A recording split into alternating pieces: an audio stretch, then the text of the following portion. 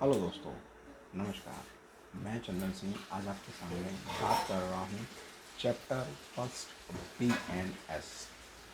तो यहाँ पर मैं आपको बताना चाहूँगा कि चैप्टर फर्स्ट ऑफ BNS में जो अंडर सेक्शन हैं वो 1 से लेके 3 तक दिए गए हैं और इसको IPC में 1 से लेके 5 तक अंडर सेक्शंस को डिफाइन किया गया था। तो अब 2 अंडर सेक्शन इसमें से कम कर दिए गए हैं, ठीक है ना, जिनको आप आसानी से पढ़ सकते हैं, जिसमें सिर्फ और सिर्फ डेफिनेशंस दिए गए हैं। अब हम बात करेंगे चैप्टर सेकंड के बारे में, जहाँ पर कुछ सीखने वाली चीज़ें और अक्सर प्रीलिम्स से रिलेटेड क्वेश्चंस पूछे जाते हैं। तो चैप्टर सेकंड, पनिशमेंट, दंड। यहाँ पर IPC में चैप्टर सेकंड में जो 6 से लेके 52 तक सेक्शंस बताए गए हैं और BNS में इसको 4 से लेके 13 तक में डिफाइन किया गया है, ठीक है ना। अब ये 4 नंबर का जो अंडर सेक्शन है, जिसे हम पनिशमेंट कहते हैं, ये क्या है? तो बेयर एक्ट की लैंग्वेज जो है फ्रेंड्स, बहुत थोड़ा टिपिकल दी गई है, थोड़ा सा लीगल लैंग्वेज में इसको डिफाइन किया गया है, बताया गया है।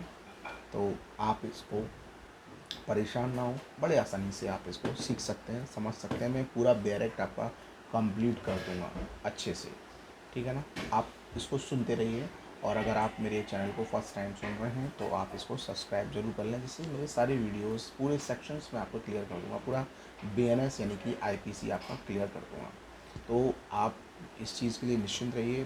BNS, BNSS और BSA यानी कि IPC, CRPC और एविडेंस, ये तीनों ही मैं आपके क्लियर कर दूंगा। तो मैं क्या कहती है ये बेयर एक्ट की लैंग्वेज, ज़रा मैं इसको बता देता हूँ और दिखा भी देता हूँ। ये है बेयर एक्ट, ये आपका टेक्स्ट मैन जो बुक है, ये बहुत अच्छा पब्लिकेशंस है, इसकी लैंग्वेज भी बहुत अच्छी है, आप इसको सीख सकते हो।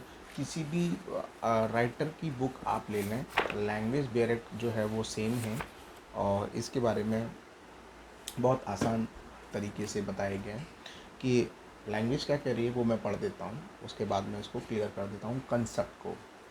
The punishment to which offender are liable under the provisions of this Sanhita are. तो ये क्या कहती है लैंग्वेज? लैंग्वेज ये कहती है कि दंड वह अपराध है, पनिशमेंट वह अपराध है, ठीक है ना, कि जिसमें हम किसी व्यक्ति को, जिसने अपराध किया है, जिसे हम एक्यूज्ड कहते हैं, मुलजिम कहते हैं, अभियुक्त कहते हैं, उसे इस संहिता के अधीन अपराध के लिए दंड दिया जाएगा, ठीक है ना। तो दंड वह अपराध है जिसमें किसी अभियुक्त को इस संहिता के अधीन पनिश किया जाता है, इसे हम पनिशमेंट कहते हैं, ठीक है ना। अब यहाँ पर मैं इसको थोड़ा सा और एलेबरेट कर देता हूँ। यहीं पर मैं आपको बता दे रहा हूँ अंडर सेक्शन 5 के बारे में। तो अंडर सेक्शन जो 5 है वो आपके कम्यूटेशन ऑफ सेंटेंस के बारे में बताता है, यानी कि दंड आदेश का लघुकरण। इसको बताने से पहले मैं एक और चीज़ आपको क्लियरिफाई कर देता हूँ। इस वीडियो को बड़ा ध्यान से सुनना कि जो पनिशमेंट है वो बेसिकली हमारा 6 टाइप का IPC में बताया गया है। कितने टाइप का बताया गया? 6। लेकिन इसको BNS में इसका एक पनिशमेंट कम कर दिया गया है। तो मैं पूरे 6 बता देता हूँ और कौन सा हटा दिया गया है ये भी बता देता हूँ। पहला है हमारा डेथ, दूसरा है इनप्रिजनमेंट ऑफ लाइफ, तीसरा है इनप्रिजनमेंट यानी कि कारावास। एक होता है आजीवन कारावास और एक होता है कारावास सिंपल। तो कारावास यानी कि सज़ा, यानी कि जेल के अंदर जो दंड मिलता है उसे हम कारावास बोलते हैं। ये 2 तरीके का होता है, एक सिंपल, एक रिगरस। सिंपल यानी साधारण तरीके का दंड, यानी कि साधारण तरीके का कारावास, और दूसरा होता है रिगरस यानी कि कठोर कारावास। उसमें उससे श्रम लिया जाता है, काम लिया जाता है, काम करवाया जाता है, ठीक है ना। चौथा है आपका फोर फीचर ऑफ प्रॉपर्टी यानी कि किसी भी संपत्ति को जब्त कर लेना। पांचवा है फाइन, ठीक है। और छठा है कम्युनिटी ऑफ सर्विसेज। तो इन सभी कंटेंट्स में जो कम्युनिटी ऑफ सर्विसेज जो है इस बीएनएस में से हटा दिया गया है। कम्युनिटी ऑफ सर्विसेज को हटा दिया गया है। इसके अलावा सभी ये पनिशमेंट जो हैं वो काउंटेबल हैं। तो टोटल जो है वो 5 टाइप के पनिशमेंट जो हैं वो बीएनएस में काउंटेबल किए गए हैं। जो कम्युनिटी ऑफ सर्विसेज है उसको हटा दिया गया है। तो आप इन सभी कंटेंट्स को अच्छे से क्लियर कर लें। अब मैं बात कर रहा हूँ दंड आदेशों का लघुकरण यानी कि बीएनएस की धारा 5th, जिसे हम आईपीसी में 54 अंडर सेक्शंस में डिफाइन करते हैं। बहुत इम्पॉर्टेंट है, बहुत अच्छी तरीके से इस सारी चीज़ों को समझाया गया है, ठीक है। कि इस अपराध में समुचित सरकार जो है अपराधी की मर्जी के बिना, ध्यान से सुनना इस बात को, अपराधी की मर्जी के बिना इस संहिता के अधीन किसी दंड का लघुकरण किसी अन्य दंड में कर सकेगी।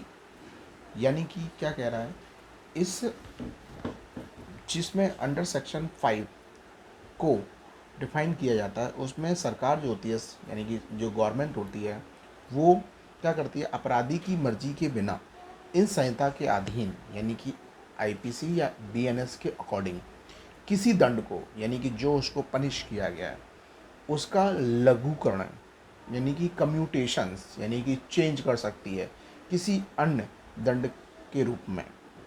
तो ये दो तरीके का होता है यानी कि कम्यूटेशंस जो है ऑफ पनिशमेंट वो दो तरीके का होता है।